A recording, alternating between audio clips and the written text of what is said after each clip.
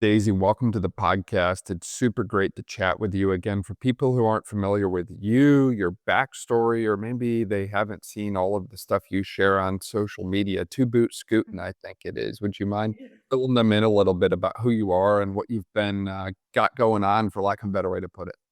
Yeah, totally.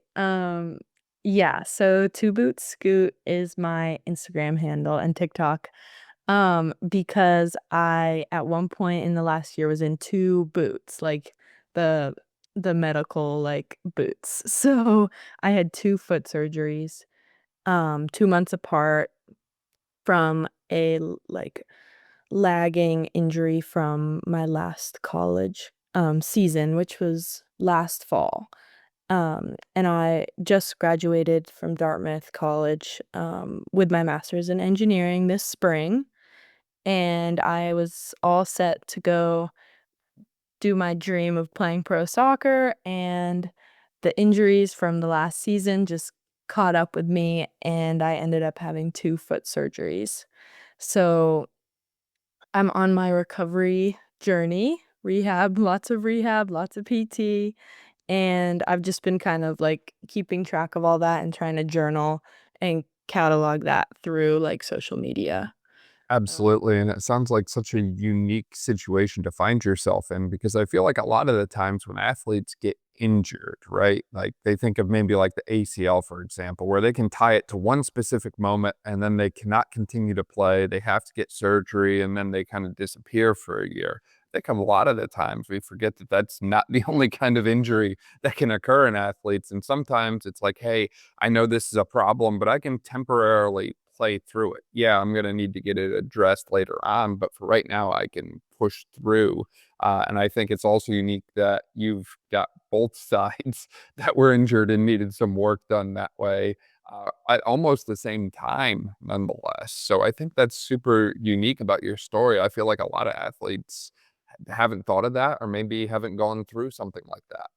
Yeah, my situation was definitely unique, because I found out too that I had, an extra bone in my feet on both sides, which the specific one I have is, like, fairly common, like, I think it's not, like, super rare, but people normally don't play soccer at the level I do, and so they don't put them under this amount of stress, so I think it's very rare that people even know they have these extra bones, but for me, it was getting kicked, and I was going into tackles, and just, like, the wear and tear over time, um, was, like yeah, they were definitely stress injuries that accumulated, and finally just was, like, after my last season, my body knew, um, that I needed to figure them out. Yeah, absolutely, and it's so funny you say that because I had seen a number of those clinically. They were, os trigonum cases where it's like, yeah, they just have another bone in their foot, and it's the craziest thing, and no one could ever really answer for me, like, why it happens, and it's funny because some people were getting surgery to get it removed, and other people, they were just kinda like, "Yeah, you're fine, just, like, rehab it a bit and go from there." It's kind of a unique thing that also I feel like is not discussed a lot, but diving into your backstory a little bit more, I would imagine that you played soccer for quite a length of time in order to play at the D1 level at Dartmouth like you did, and then obviously for the professional transition as well. Where did soccer start for you? Where did this whole journey kinda kick off from the early days, if you will? Well, it started I'm from Maine, so I am from a little island off the coast of Maine where I started playing soccer when I was really little just because all my friends were doing it, and it was really fun. My cousins, all my family was playing, so it just started, like, really little, probably, like, 4 or 5, and then there just weren't a lotta there aren't a lot of club teams up there, so the opportunities are really slim, so I ended up playing on boys' teams, which I feel like happens when you wanna play at a high level or you're talented, but there's no girls' club, so you end up playing with the boys' teams, and then eventually it got to a point where, like, we had to decide as a family, like, should I really try and go for this soccer thing and put in some more time. So I ended up driving like 4 hours to training one year, one fall because that was the closest like high level team. So I did that in high school and I got recruited through that team and and then I went to Dartmouth from there. That's awesome. I'd imagine that decision did not come lightly, right? Like, you're probably a teenager at the time trying to decide, like, "Oh my Yeah. gosh, do I wanna go all in on this sport? Like, is this the sport for me?" For lack of a better way to put it. I'd imagine there was a lot of pressure with that. What helped you make that decision, and what kinda advice do you offer for others that might find themselves in similar positions to where you were at that time? Yeah, I think it's hard because you're so young and, like, I remember my parents being like, "Do you wanna play soccer in college?" And I'm like, "Well, yeah, but, like, I don't know what that means." Um, it means driving 4 hours to get recruited. But y I think was really I loved the sport, so I was kinda just like, "Yes, if you guys are willing to put in this time," because it was my parents who were doing the driving. So, it was really up to them if they could sacrifice that time for me, and then I was just super grateful for because like, going to practice was a big deal, and which it normally isn't for kids. They're like, "Ugh, I haven't practiced 4 or 5 days a week," and, like, I know a lot of people can burn out, but for me, it was like, "Wow, I get to go to 1 practice a week. I better make this count." Um, and yeah, really thanks to my family and yeah, for the support. But for anyone in that situation, I would say, like, I say go for the sport as long as you can, if you can, because, it's not forever, and it opens so many doors for you, like, it really helped me go to, um, a great college, so I Yeah. think it was super Sometimes you important. just gotta send it, for lack of a better way to put it, Mhm. and jump all in, and it's interesting as I've talked with athletes over the past several years, a lot of them have shared similar stories where they're going on crazy, ridiculous drives at least once a week, usually multiple times a week for training, for access to this and all these different things. Like, there's a lot of trade-offs or opportunity costs, if you will, that come with the life of an elite athlete, and I feel like what goes on under the iceberg, metaphorically speaking, is not often seen or discussed amongst athletes enough, right? Like, taking your example, it's like, "Hey, we're driving 4 hours for me to train," which I'm assuming that training was like an hour or 2. It's like we're spending more time traveling than actually training. Like, it's really much of a quality over quantity kind of battle, if you will. And it's like, to your point, you have to make those reps count when you get them because you have a lot more limitation in how many opportunities and chances you get. But it's like, that's what it takes. Like, it's high risk and high reward and rolling the dice and missing, high Mhm. school events with your friends and probably dances and that sort of thing. Like, those are just things that don't fit into the picture for a lot of the elite athletes, unfortunately. For sure. Yeah, I think, like, I would always I'd wake up really early after prom, both junior and senior year, and go to, like, a soccer game, or, like, I would miss everything on the weekends to travel for games, so it's definitely a sacrifice, but for me, I feel like it was really worth it. Absolutely. What ultimately led you to decide Dartmouth? Because obviously athletes are usually presented with a few different choices or options for their college career, and everyone kind of decides where they want to go for a different reason. So, what was your kind of rationale and reasoning, if you will, behind Dartmouth as your future home for academics and athletics? Yeah, so I kind of, I started recruiting later, I would say, just because of my remote, like, I'm so remote. So I started recruiting late, so it was kind of thinking of places that were near my home and where we could travel to and visit and like where it was accessible. And also I knew I wanted like a really good academic school. So I was either thinking like I was really thinking all the Ivies. I was looking at all of them and, some of the, like, best GAC schools. My mom went to Middlebury, so we visited there.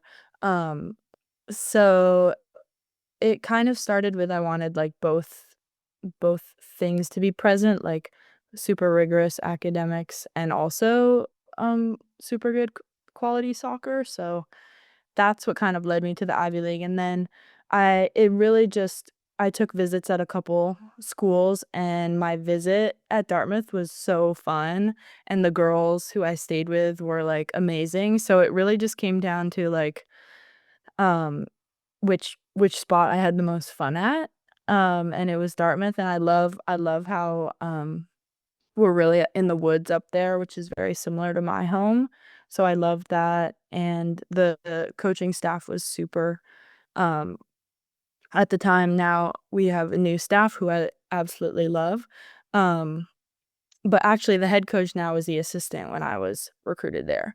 So they were amazing and, yeah, it really came down to how much fun I had on my visit. Yeah, that sounds like it was just an incredible experience for you from the early days, if you will. How were you able to balance the life of a D1 athlete at a high level program that way with the academic rigor of an Ivy League education that way, especially in engineering, environmental engineering, nonetheless? Like, I'd imagine there was a lot of balance that was required with that. Totally. Yeah, I think it's good because your whole team is kind of going through that together, so there's a lot of support from the staff and from, like, the administration to support athletes because they know we're going through, like, a really hard balance,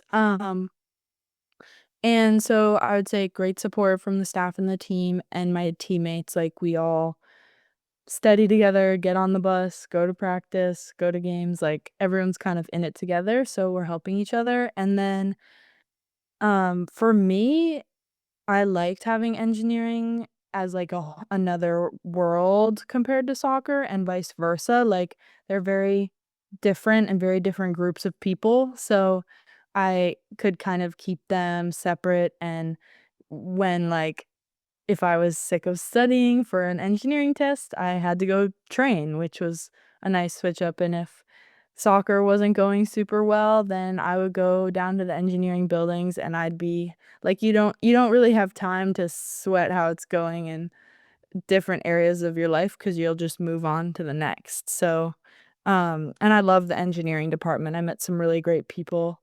So, a lot of support for student athletes at Dartmouth for sure. Yeah, that's amazing, and like you said, you kinda have to go all in on both, you can't be half and half, that's the only way to really get the results that you want out of it, and obviously, you had a pretty successful soccer career, in my opinion, you scored over 12 goals, you had a number of assists that way, and so on. What moment during your soccer career was the most memorable for you in college that way? Was there any, like, game-winning goal or, like, just epic performance by your team that really sticks with you to this day?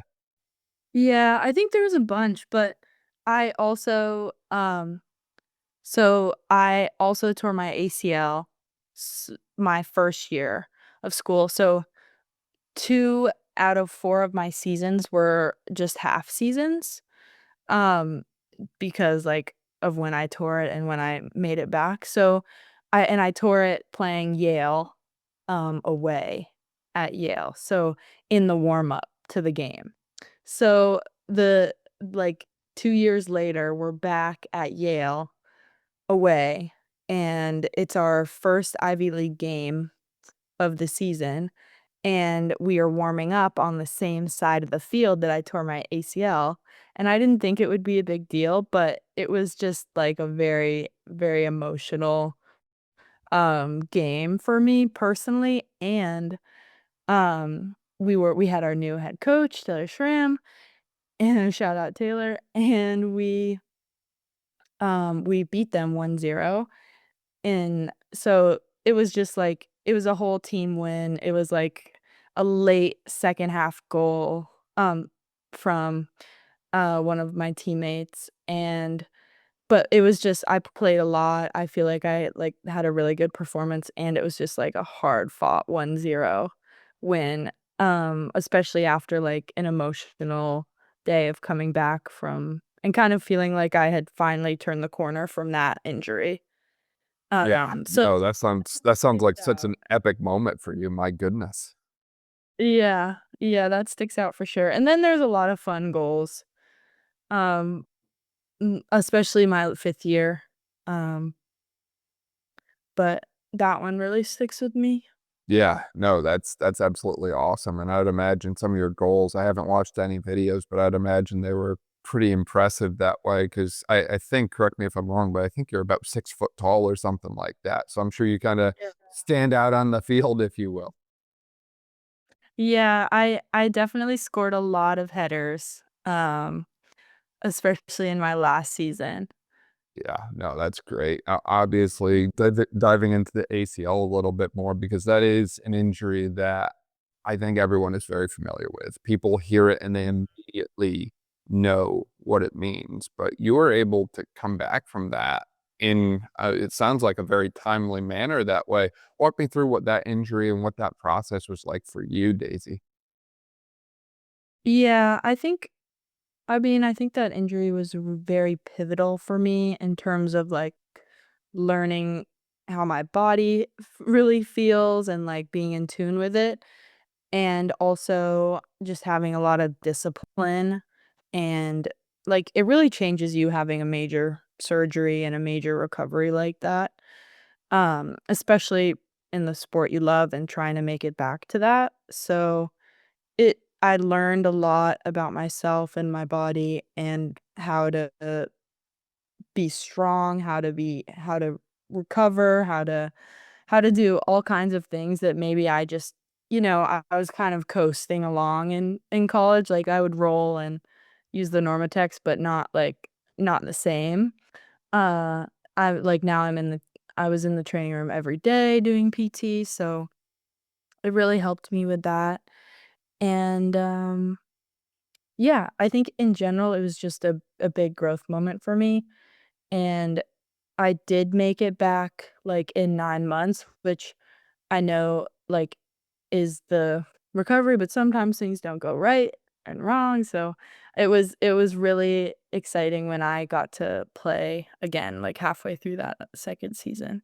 Yeah, I can imagine, and it's great when everything goes according to plan for the Yeah. most part that way, if you will, and you mentioned how you felt like it was a very essential growth period for you, and it's always interesting to me because I hear that from a lot of different athletes is that, like, one step back, if you will, of an injury almost creates 10 steps forward for them, just giving them this opportunity to reset and regroup on everything they're doing, whether that be their nutrition, their sleep, their physical element, and developing this routine where it's like, hey, every day I'm working on some kind of physical trait and physical attribute to return to this level. And I think there's something quite transformative about that process as well of going from playing your sport unrestricted to not even being able to walk all the way back to playing your sport, hopefully at the level that you desire to be playing at. Because I think that's another impressive thing about your journey as well, is it's not just getting back to sport, it's also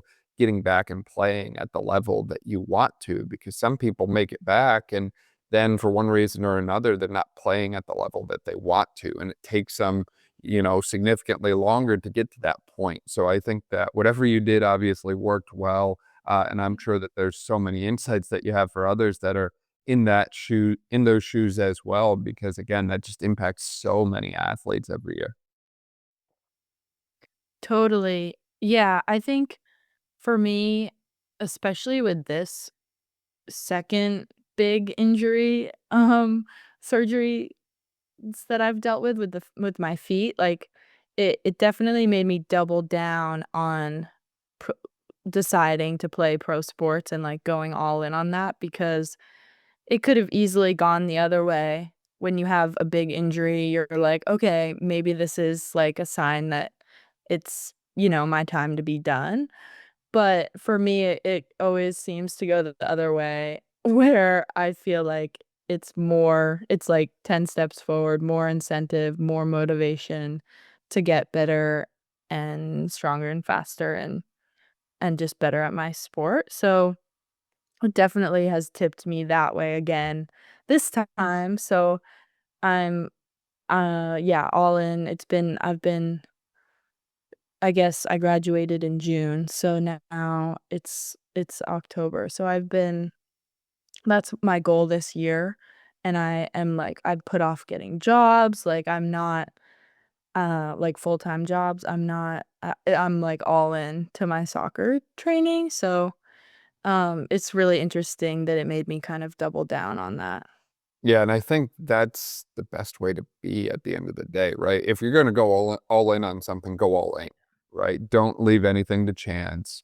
Don't leave anything on the table. You wanna be able to look back and reflect and say, "Hey, if nothing else, I gave it my all. I gave it everything. I literally did everything I could, and I left Mhm. nothing out there." And I think that's the best way to do it. And diving into that concept again of the 2 foot ankle injuries, almost simultaneously, if you will, that way. Was there anything that surprised you about your recovery thus far or anything that maybe you weren't prepared for? Because I've heard from other athletes in the past that feel like, "Hey, I've been through an injury or surgery before. I kinda know what to expect. I feel like I'm ready for this." But I'd imagine going from 1 knee to 2-foot ankle and boots is kinda different, if nothing else.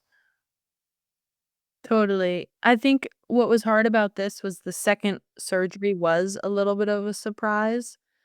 I knew I knew that my right foot needed the surgery, and so we did that, but then I had never anticipated doing the left foot until all my weight was on that foot, and I was compensating just because my other foot was in a boot, and over time, like, towards the end of my 6 to 8 weeks on crutches, like, my left foot was really bothering me, and so at that point, like, I went back to my surgeon and was kind of freaking out and having, like, a total meltdown because I had just gone through and just made it out of the crutches phase on the one side, and then my other one was started feeling like the same way. So, it was kind of crazy, and but there's nothing you can do, like, she was kinda just like my surgeon's very, practical,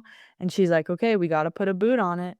So I leave there in 2 boots, not sure which one I should be putting weight on my little scooter, like, ki kind of insane.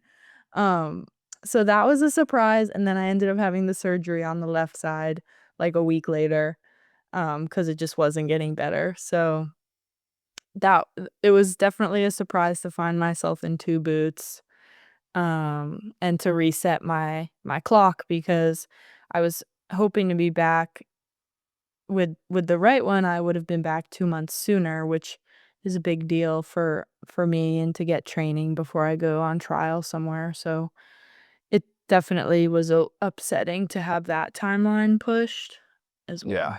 Yeah, walk me through that process too of going professional in soccer because from what I've come to learn and experience and just talk about with athletes that way is it's different than other sports, right? Like people think baseball or football and it's like, "Oh yeah, I go to college, I play, I get drafted," or maybe some of them don't even play in college and they just go right into the professional leagues right from high school, but from what I've come to understand, soccer is not necessarily like that. Yeah, there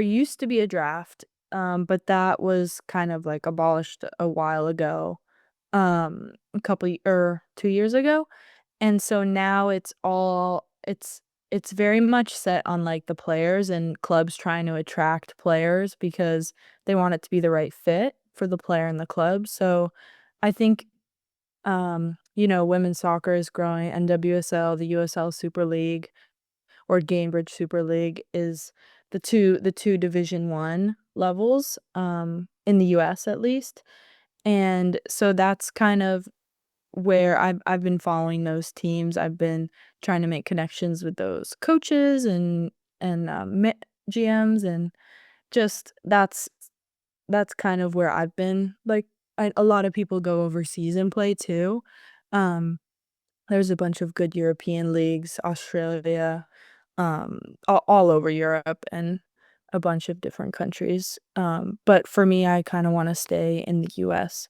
so I'm looking to those two leagues. Yeah. But yeah, it's definitely different. You usually go, you're invited to go tr on trial for a team for a couple weeks, and you either sign a contract at the end or you get asked to leave.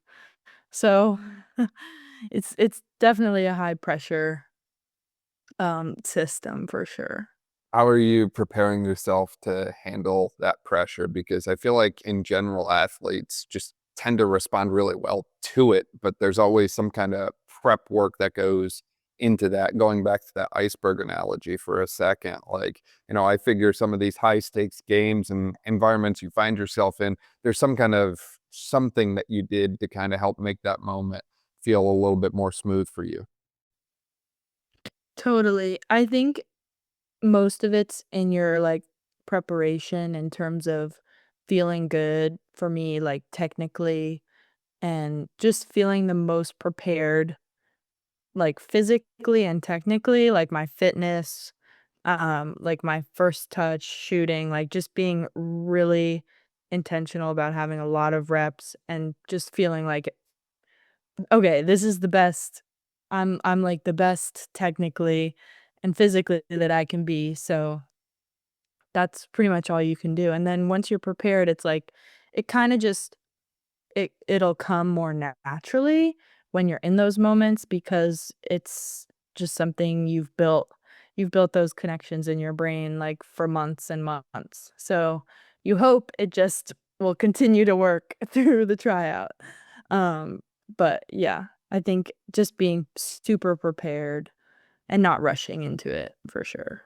No, I can imagine, and to your point from before too, it's great to see the rise in opportunities that exist in the space that way. NWSL, USL, and even I've talked with a number of athletes that are playing over in Europe, and it's like, I don't think that's always been a thing either. I could be wrong, but it's like in general, I think now more than ever, the opportunities to play at the highest levels are expanding and growing. And it's like, why not give it a shot? Why not go all in? Like, you never know what can happen. So I think there's just so much value in pursuing something like that. And I think the work that you're doing to make that possible for yourself is incredible. What's that kind of return to sport process been like for you following injury? Obviously, getting your first touches back on the ball and that sort of thing, kind of a big deal for a lot of soccer athletes. How has that been kind of going for you? And what kind of advice do you have for other athletes that are also maybe transitioning back to soccer or a different sport following an injury that way? Totally. Yeah, this week I just started um kicking a soccer ball for the first time in like almost a year, which is pretty crazy. So I think I've relied super heavily on my PT or trainers, like, so just making sure you have a really good medical team that you trust and are making a lot of time for you, and I think it can be hard to get good, treatment.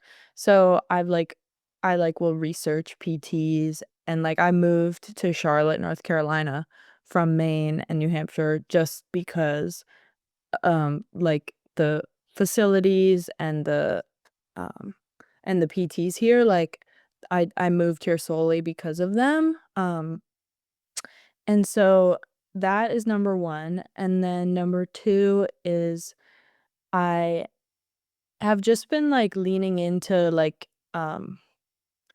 I guess I'm totally bought in, so I'm like, "Okay, I'm gonna get an individual coach, and I'm going to, like, do all these steps that, might, like, take cost now, but they'll be, like, super useful in the future." Like, I am working with an individual coach who is, like, walking me through all my technical, um, which is, like, he trains players at the highest level. He, is an ex-pro himself, so I think, like, just I've had to find the right team and assemble the right group of people to help me succeed because I really wanna be back at the highest level, which means you have to do your homework and figure out what your training schedule is, what your schedule is, what your fitness schedule is.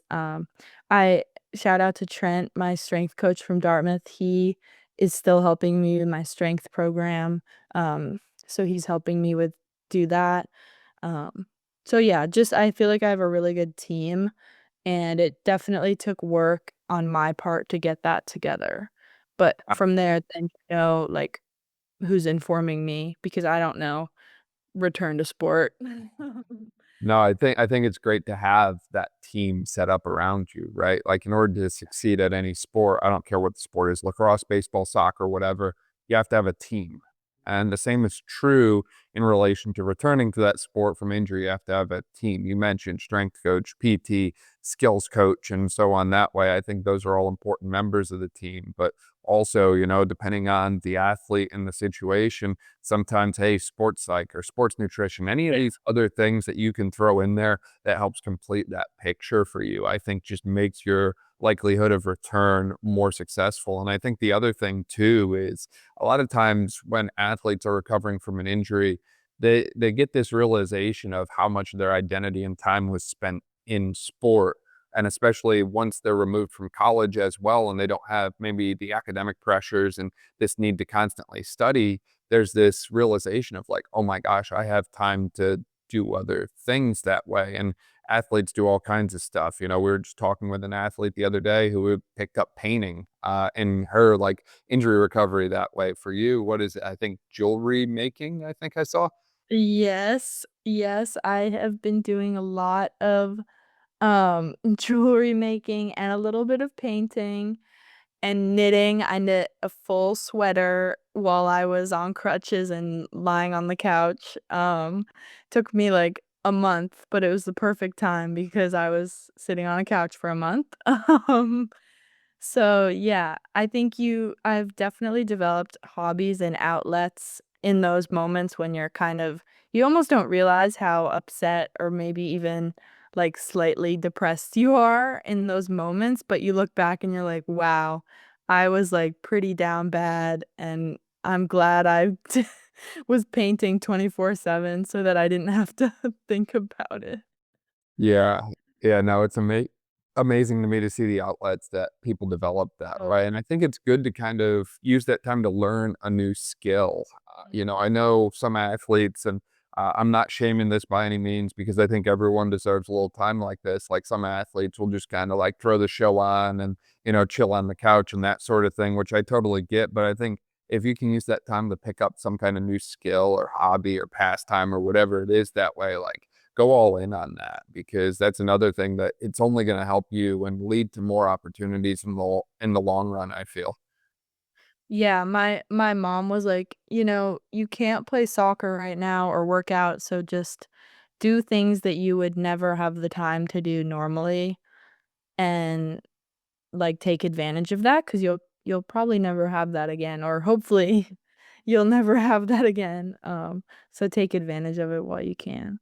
Yeah, absolutely, and I'd imagine too, just, like, growing up on you mentioned an island, so I'm assuming, I could be totally wrong about this because 'cause I've never been to Maine before, but I'm assuming a little bit of island life, like a lot of fishing and that sort of thing, which it's like, "Hey, can do it now, great," but, like, maybe, 2 weeks after surgery, couldn't necessarily do some of those original pastimes, if you will. Mhm.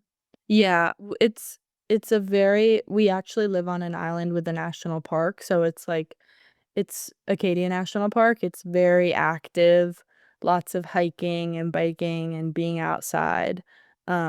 So it was definitely different to be there and not able, and my family's super active, so I definitely was doing quiet painting and knitting and a lot of cooking and making yummy food to fuel me. So We love that. We love that. And then obviously, we've seen you sharing all kinds of amazing stuff on social media that way. But I'm sure there's other athletes out there who are maybe intimidated by it or they don't know where to start. How do you kind of approach the content creation side of injury, if you will?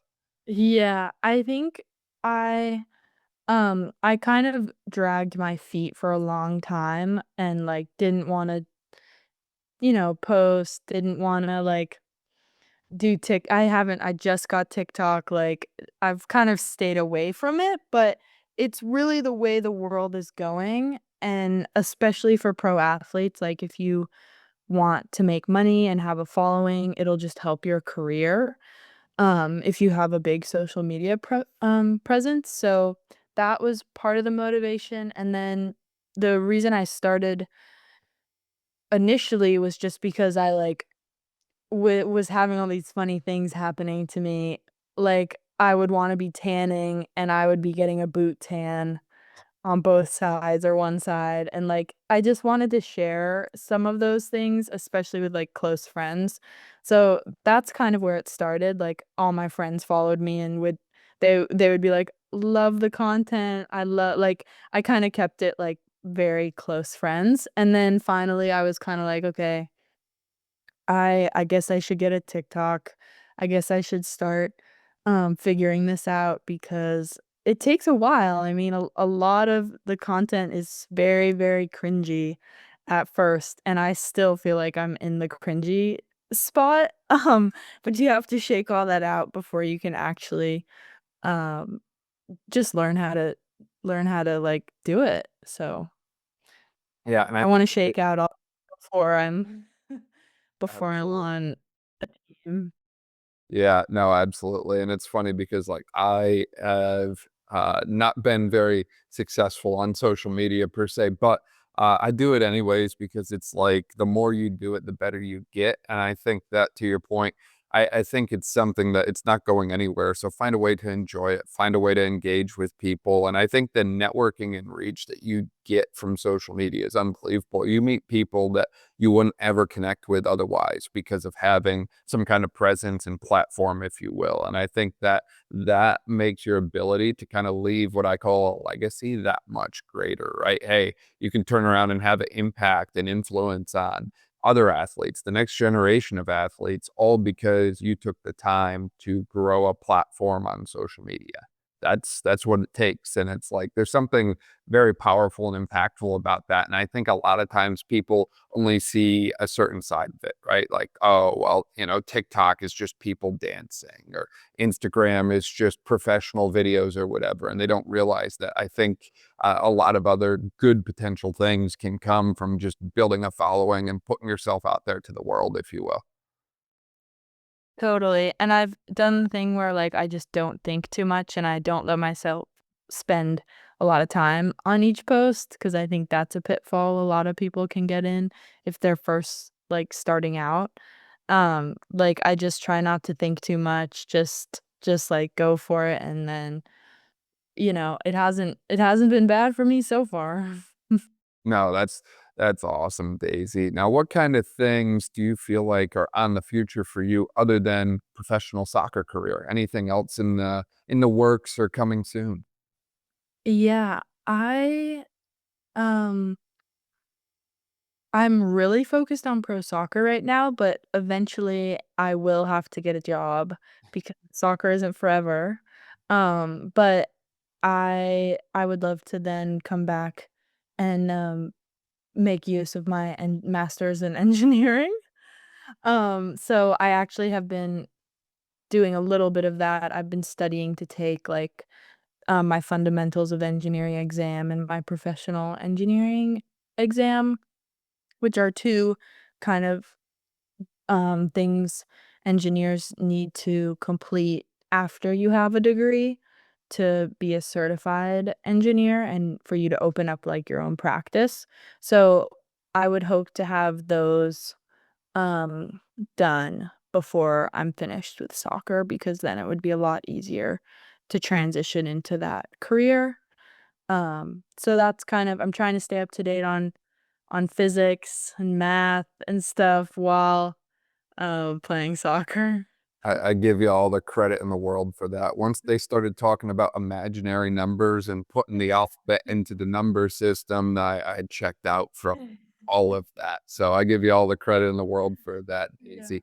Is there anything we missed as we were discussing today or anything else you want to share about you, your journey, and all the amazing things that you've been doing. I don't think so. I think I think that's it. Yeah. Yeah, and for people who wanna find out more about you online that way, keep up to date with all the things, whether that be soccer related, injury related, jewelry related, or anything else, where can I find you all at?